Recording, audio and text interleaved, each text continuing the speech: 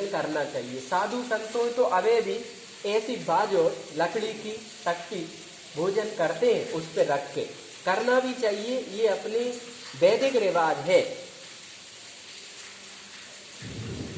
ऊपर बोले भोजन कर रहे हैं। एक कृशांगी बहू ने पर्दे के पीछे से तोतली बोली में कहा, मेरे प्याले भतीजे, अब तू जन्मा तो मैंने यह छाला कम किया, पल मेले कोई खाने की पूछता नहीं था। महिला कोई है वह तोतली भाषा में बोल रही है। सो तेली माँ के लिए बनाए चीले का चमचा चाट गई। तो कोई तोतली मामा है, वो कह रही है कि मैं बनाए हुए चीले का चमचा चाट गई, छो मेरी जीभ काली हो गई। आहा भुआ छा, बड़ा कष्ट पाया आपने। बीरम देव जी बोले, अब मेड़ से पधारे, आपका भतीजा बड़ा हो गया है, वैद्य जी से आपकी चिकित्सा करवा देगा। अरे ओ मेड़ते के महाराज, मैं चित्तौड़ का महाजन हूँ। आपके जन्म के समय मेरे यहाँ से अजवाइन सोंठ उधार गए थे, उसका हिसाब बाकी है।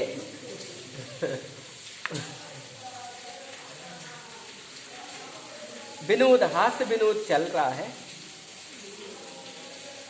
उगाही को आया हूँ, यह चौपन्या वही है, पूछे से सूद पीटा गया।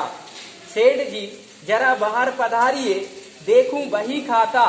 पूरे मेड़ते में अजवाइन सोंठ ना मिले कि चित्तौड़ के बाजार तक दौड़ना पड़ा। खैर कहिए ब्याज सहित कितना हुआ, चुका तो मैं दूं, किंतु अब जब सेठ जी वही लेकर पर्दे से बाहर आकर हिसाब लगाएं। जमाई सा, आपके पीछे किसका बल है? हमारे आगे पीछे सब और 4 भुजानाथ का बल है। जो काका के साथ भतीजा आया है वो चर्चा कर रहा है। आपका मूल कहाँ है? जोधपुर। जोधपुर से मेड़ता निकला है। चतुर कौन है? बोहारी झाड़ू। राक्षसों में कौन वंश कुमार है? राठौर। माथा कट जाने पर भी रण में सांग चलाते रहते हैं, इसलिए कबंद विरध हुआ। कबंद एक राक्षस था जिसे राम ने मारा था। धड़ जाड़ो पग पातला, लांबी चांच सुडार, नर पेल्या नारी बोले, सुरता करो विचार। सारस बीरम देव जी ने उत्तर दिया, उधर दासियों के पांव और हाथ दुख चले, भोजन का अंत ही नहीं दिखता था। दूसरे महल की दासियां भी इधर देखने सुनने आ गई। जमाई सा बहुत धीरे आरोपते हैं, एक ने पूछा। धीरे, दूसरी ने आश्चर्य से आंखें फाड़ते हुए, कोई सुन ना ले, धीरे कह, कहां तो खड़े खड़े पांव जीमण झेलते झेलते हाथ थक गए हैं। जितना जाता है सब उसे हाथ से खाने का संकेत करते हुए बात पूरी की कि सब स्वाहा हो गया है। इतना 10-20 आदमी खा सके, इतना थोड़ी खुसर यह 22 के कानों में पड़ गई। संकोच के मारे उन्होंने छिपकर भोजन बंद करने का संकेत किया। राजपूत योद्धा बहुत भोजन करते थे, तो एक वो जो आए हैं बीरम देव जी, वे खूब देर का भोजन खा रहे, 10 जनों का भोजन 2 जने खा गए। तो वे दासी जो ला रही धो रही, जिनके पैर थक गए, तो जो गिरजा है ना, जो वहाँ देहाई है मेड़ था, उनने इशारों करो अपने पति देव को के थोड़ा काम बस करो, नहीं तो बहुत देर हो गई। पहले ऐसे लोग होते थे कि वे 2-3 जनों का भोजन गांव में एक व्यक्ति खा जाए। अभी भी गांव में ऐसे लोग होते हैं कि 2 जनों का वे आरोग्य लेते हैं अकेले। तो गांव के ऐसे ही लोगों में गिरिजा ने अपने जो आए हैं ससुराल के उन्हें इशारों करो कि बस करो।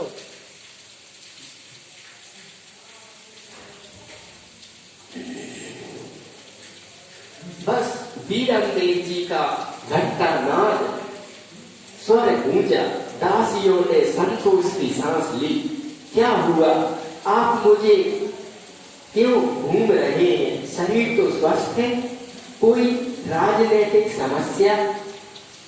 आधी रात के समय पति को शयन कक्ष में हाथ पीछे बांधे घूमते देखकर गिरजा बेचैन हो गई। उन्होंने बहुत से प्रश्न एक साथ पूछ लिए। मुझे भूख लगी है, वीरमदेव जी ने उनकी बात काट कर कहा। भूख? उस समय पेट भरकर आरोग्य लेते, गिरजा ने व्यवस्था में कहा। तुम्ही ने तो मना किया था, रसोई तो बंद हो गई। अब गिरजा जानती थी कि यह किसी गुर्जर, पटेल या साधारण राजपूत का घर नहीं है कि किवाड़ खोलकर भोजन निकालना है। राजपूतों की रसोई घर नियम होते। भूख के मारे मेरी आंखों के पीछे अंधेरा छाता जा रहा है। तुम्हारे यहाँ तो पोपा बली पोल है, दोपहर से पहले भोजन मिलने वाला नहीं है और जब तक मेरे प्राण निकल जाएंगे। गिरजा ने सिर झुका लिया। उन्होंने कोई उत्तर नहीं सोचता था। नीचे क्या पहाड़ों में वीरमदेव जी ने झरोखे से झांककर नीचे चौक में देखते हुए पूछा। यह तो घोड़ों की रावट ठंडी हो गई। घोड़ों ने बलिया बना रखा था। गिरिजा ने निराशा से कहा, मैं तो उतर रहा हूं। पत्नी कुछ समझे तब तक वीरमदेव जी ने अपने साफे का छोर झरोखे में लगी पत्थर की झाली से बांधा और भीतर से पांव अड़ाकर सहारे नीचे उतर गए।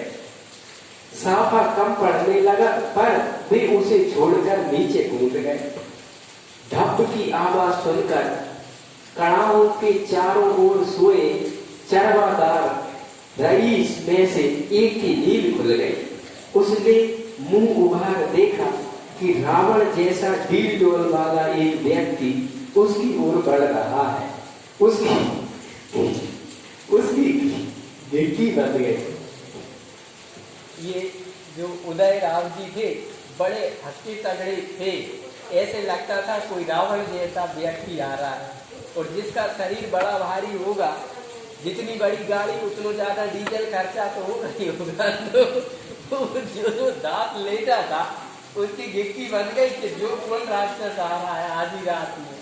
और वे दलिया खाने आ रहे थे। राव बोलते हैं राजस्थान में गेहूं के दलिया जैसा सूखा बनता है, उसको राव बोलते। तो दांत घबरा गया कि अब मरे, ये व्यक्ति का पति क्यों आ रहा है।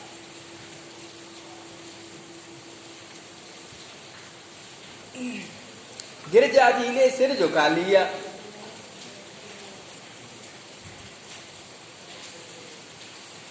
वह थर थर कांपने लगा। वीरमदेव जी ने एक दो कड़ाहों में से थोड़ा चखा, फिर एक में से जल्दी जल्दी दोनों हाथों से खाने लगे। कौन जाने रावत अधिक स्वादिष्ट थी या वे भूखे इतने थे कि कड़ाहे खाली हो गए। चरवादार ने एक बार और आंखें खोलकर देखने की हिम्मत जुटाई, पर वह हाल देखकर डर के मारे पुनः मुंह ढक लिया। क्या कोई मनुष्य इतना खा सकता है? ऐसा शरीर किसी दैत्य अथवा भूत का ही हो सकता। कहीं मुझ पर दृष्टि पड़ गई तो हड्डियां चबक चूर कर देगा। चरवादार आगे नहीं सोच सका। वीरमदेव जी दोनों हाथ झाड़कर झरोखे से नीचे आए और उछलकर साफे का पल्ला पकड़ा और दीवार पर पांव जमाते हुए ऊपर पहुंच गए। सवेरा होते ही चरवादारों ने काना फूसी मच गई। कि कढ़ाई खाली किसने किया? उसके सरदार ने पूछा, कोई जाने तब तो बता। सरदार ने सबको 20-20 कोड़े की आज्ञा, कोड़े लगा दिए। चरवाहों की पिटाई हो गई, 20-20 कोड़े गए कि तुमने कराए कहाँ गाय कर दे। गाय के लिए राह बनाई थी, वह गई कहाँ?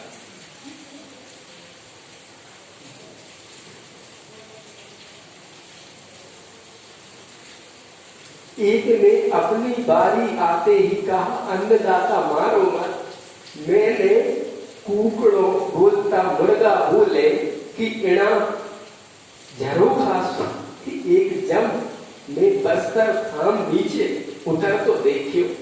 वो कड़ा ये बढ़े जाए, अठी उठी देखता जाओ, अर दे हाथा सुखावा लागो। मारे तो धूजनी छूटगी जयू आँखिया मीच लीधी, पाछो चढ़तो देखियो 10 सांस बापरी।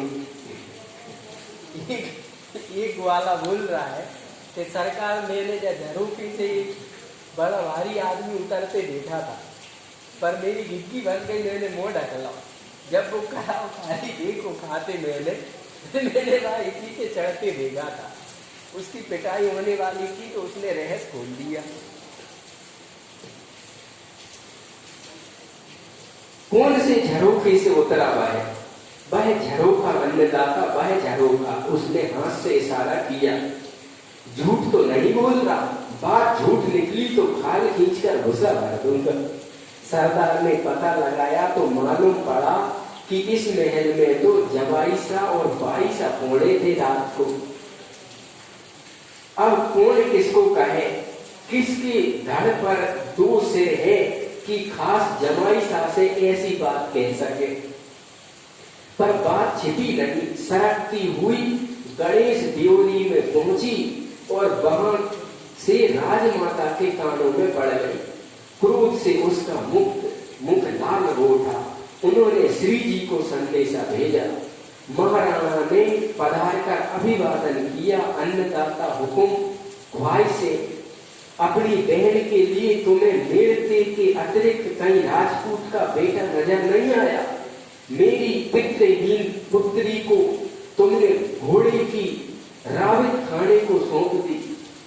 जो कुंवर की महारानी थी बूढ़ी अम्मा, उनने भटका लगाया।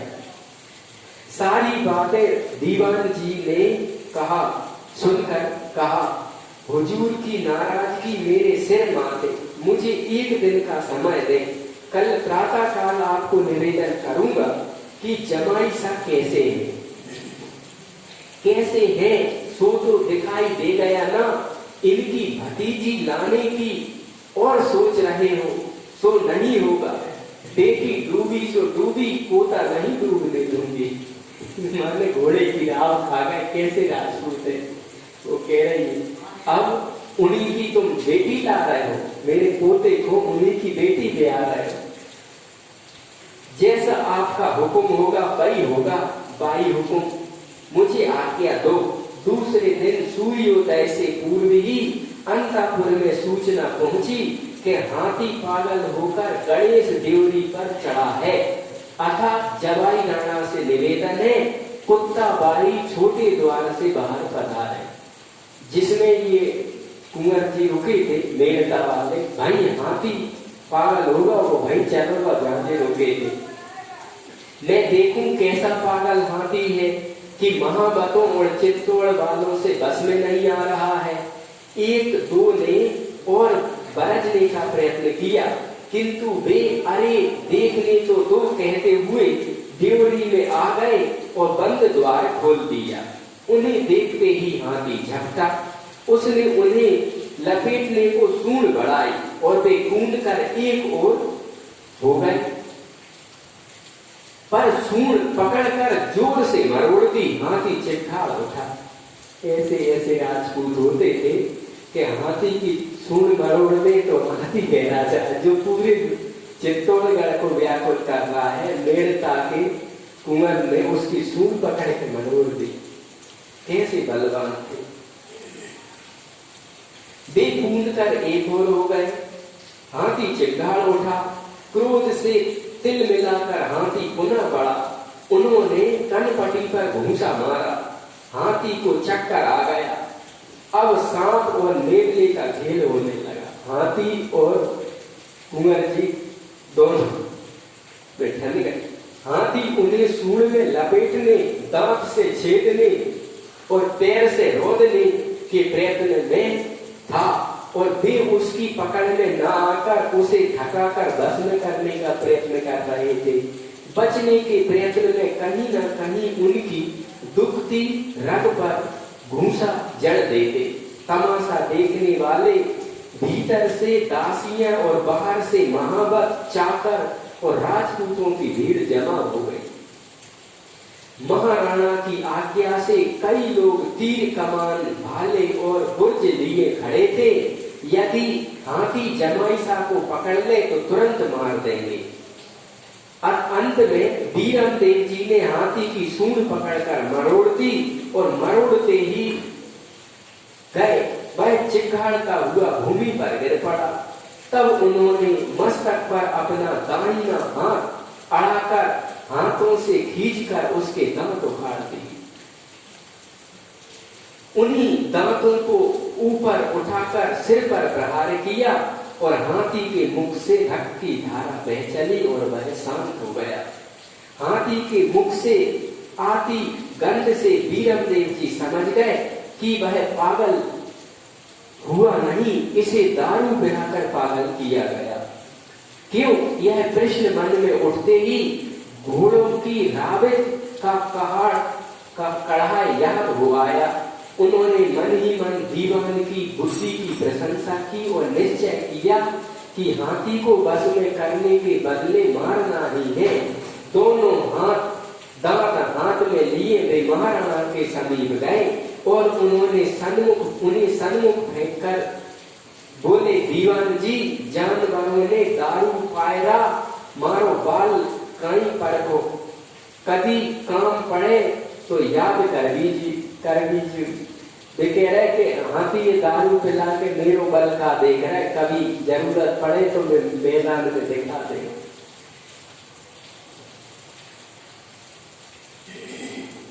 चित्तौड़ के खातिर माथो कटवा लूं।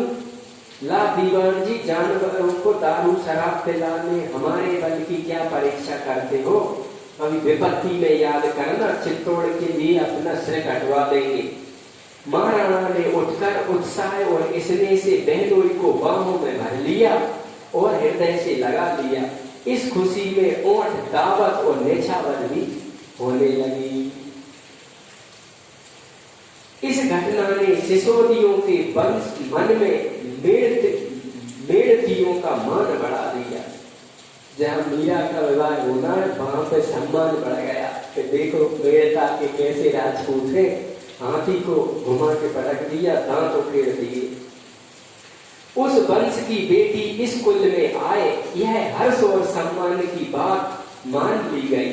महारानियां अपनी दुलारी ननद गौर दल से मीरा के विषय में पूछती और उसके रूप गुणों की प्रशंसा करते ना थकती। वह भगवान की बड़ी भक्त है भाभी सा। एक दिन उन्होंने साहस करके कह दिया, अपने भगवान के सामने उसे कुछ नहीं सूझता। उसमें सभी गुण हैं पर वह भक्ति को सबसे प्रधान मानती है। उसके गुण भी भगवान के लिए ही है। जैसे वह कवित्री है पर अपने इस गुण का प्रयोग भगवान के भजनों को रचने में करती है। आप श्री जी से निवेदन कर दीजिएगा, कहीं ऐसा ना हो कि बाद में विवाद उठे। मैं तो दोनों ओर से भली हूँ। बात महाराणा ने भी सुनी। उन्होंने कहा, अरे भक्ति है कहाँ, किसी भाग्यवान कोई मिलती है वह चिंता की बात नहीं। हमारे दोनों हाथों में लड्डू है। यदि वह संसारी है तो सुंदर सुशील बहू है और वह भक्त है तो हमारे कुल को तार देगी। सच्चिदानंद भगवान की, सियावर रामचंद्र की। मोर मुकुट बंसी वाले की। इस प्रकार आज का मीरा चरित्र पूरा होता है। कल आहें भरी आंसुओं की कराह, कल मीरा की कथा आगे होगी।